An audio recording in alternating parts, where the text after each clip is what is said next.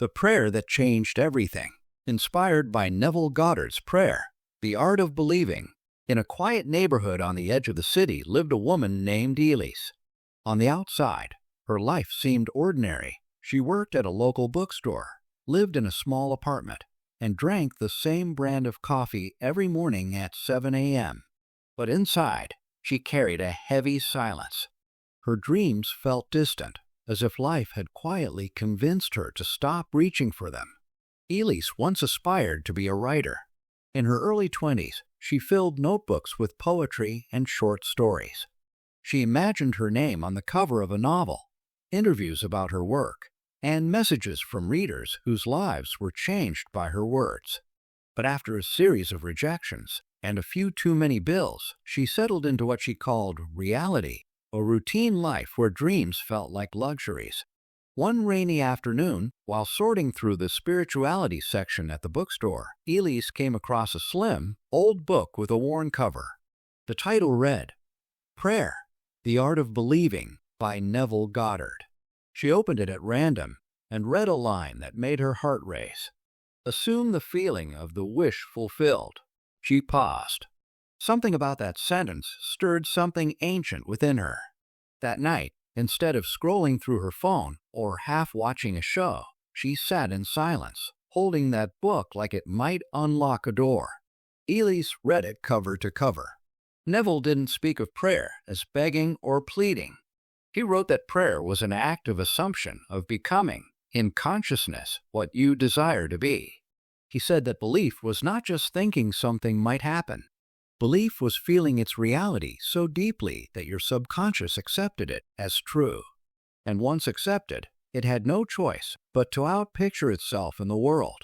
That night, Elise decided to experiment. She picked the dream she had shelved years ago, becoming a published writer. Instead of writing, she imagined. She lay in bed, closed her eyes, and did what Neville instructed. She imagined holding her book in her hands, the cover warm from a fresh print run. She heard a friend saying, "I can't believe it. Your novel is incredible."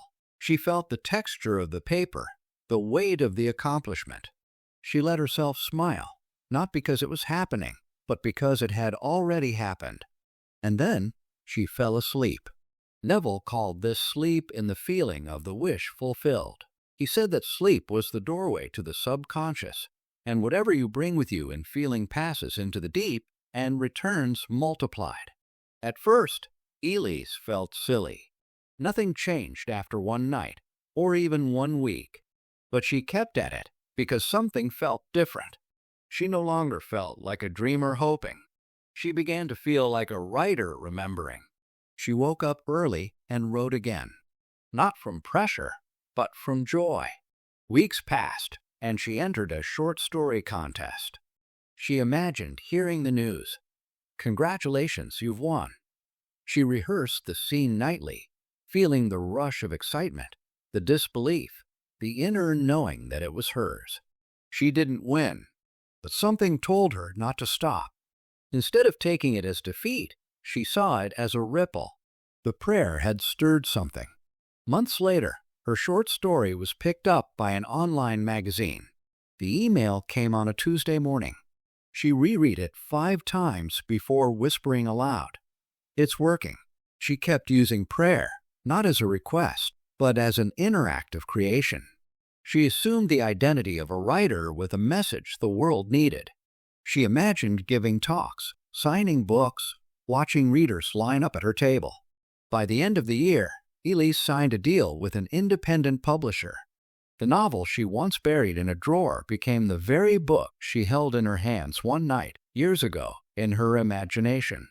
When her launch party came, she stood at the podium, nervous but glowing. Someone from the crowd asked, "What kept you going after all those rejections?" She smiled.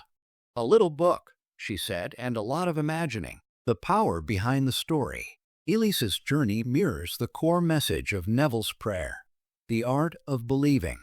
Prayer, according to Neville, is not an act of supplication, but of embodiment. You are not asking God to give you something. You are feeling that you already are the person who has it. You become it in consciousness first. Neville writes, To pray successfully, then, we must yield to the wish.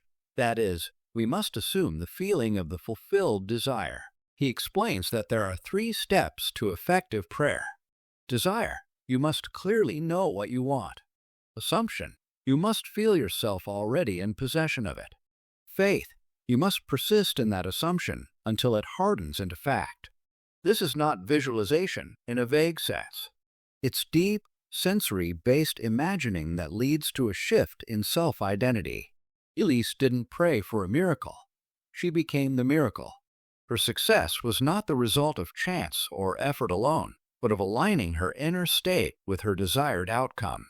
And that is the art of believing. Final thought, whether you're like Elise, sitting quietly with a forgotten dream, or you're already on your path but feeling stuck, Neville's message remains the same. Change your inner world, and the outer must follow. Feel it real. Assume the feeling of the wish fulfilled. Believe not with words, but with the power of your imagination.